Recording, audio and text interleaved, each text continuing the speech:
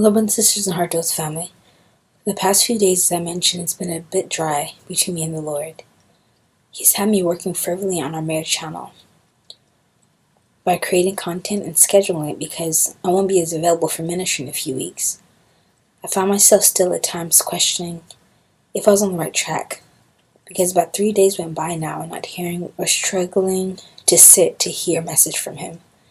Then I pulled rhema card 2 days ago. That confused me. It put a fear of the Lord in me, and it said, Contrition. Come before the Lord in contrition, for the willful sins committed. He looks at you and sighs and prays for you. I thought, yikes, oh no, Lord, what did I do? Please show me the error of my ways. I could just imagine Jesus sighing, so disappointed. That hurt the most. So it really made me feel like I was on a shaky ground for sure. And this particular day, I just got the courage, let me just sit and write, to hear His voice, if you would or will to speak to me.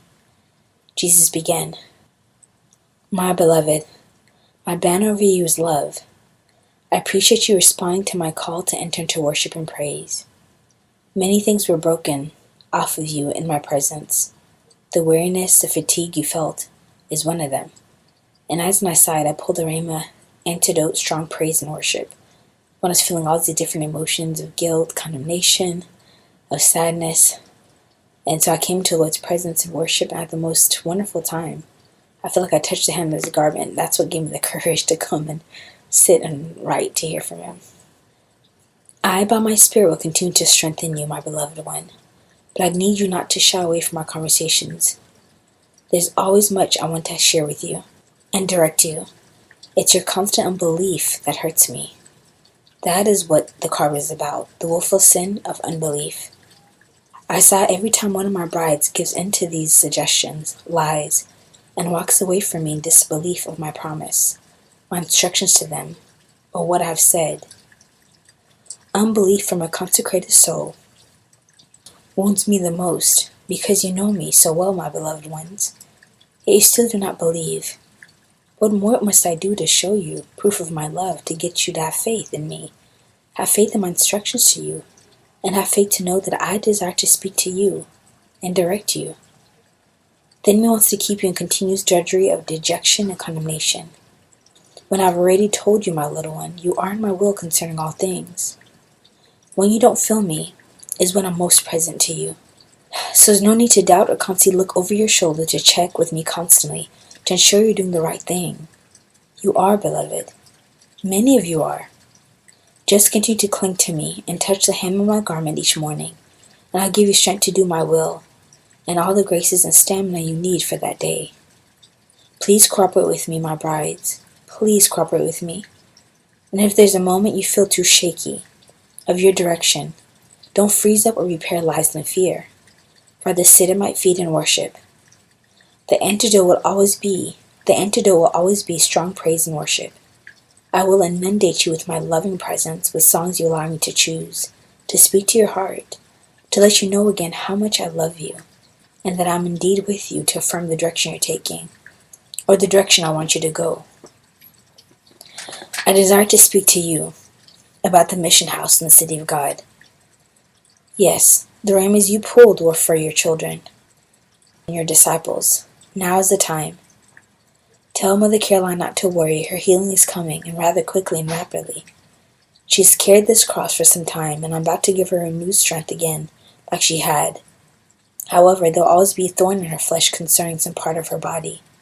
Tell her to offer it to me, and then ask for my strength to lean on, my ability to do things in her. And all that she is suffering for is going into the work of the city of God. They have no idea how much copious fruit they're bearing because of what they have endured. It's all being sown into a good field that will yield a harvest for their labor and suffering. Concerning my beloved Ruth, the time is not yet ripe for her to come to the mission house. There's still much I want her to learn in obedience, in discipline, and submission, and that'll be formed in her at home with her husband. Coming to the mission house for any soul is not a cakewalk. There's no time to be leisure in prayer or in holy exercises for that matter.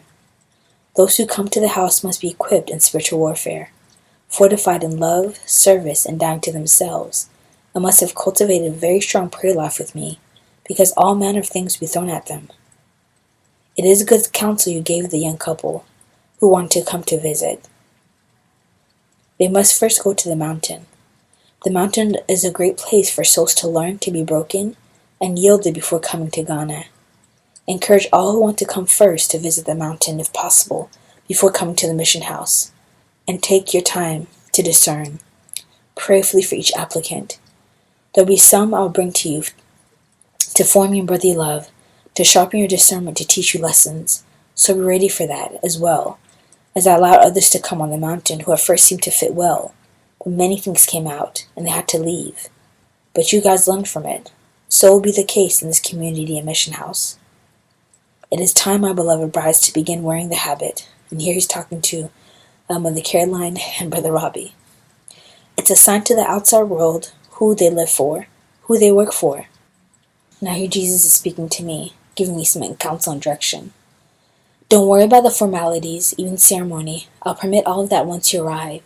But for now, I need them to be a sign and symbol in the surrounding community, and to the children, who they are and who I am in them, and that religious workers are here to assist, serve, and to love the people in that area.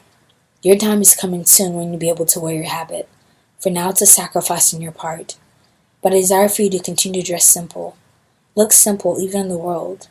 Don't be worldly, but be holy in your doings and in your outward appearance, even in the world. And you have been doing that. Continue to be an example to your family, my beloved one. When I give you an inspiration concerning them, don't hesitate. Move forward with it, my love. Even in the Bible studies, things are shifting and things are happening, although it may not be as quick as you desire. Know that things are changing, and with the 3 a.m. prayers as well. I came to put your mind at ease. What the soul has been discerning concerning her spouse is indeed true. You haven't discerned wrong, neither has she. Don't be moved by what you found out. Continue to pray. You both in agreement is dismantling much witchcraft in your family, not only for her, but for others who are still not married. Continue to press in, beloved, all the way up until there's no time left. I'm blessing every sacrifice, all that you're giving me. Pray daily for the group and for spiritual children. Your prayers are so necessary and powerful for each of them. I would like you to make a list of their names and their struggles and intentions, and bring them before me each morning in the Lord's Supper, so they can receive all that they need to meet the demands I'm asking. Continue to be faithful, steady, my beloved little one. My beloved brides, shake off the unbelief. Come to me contrition, repenting for your unbelief, and ask me for my faith, and seek me out to hear my instructions, because I desire to talk to each of you, and be obedient to what you hear.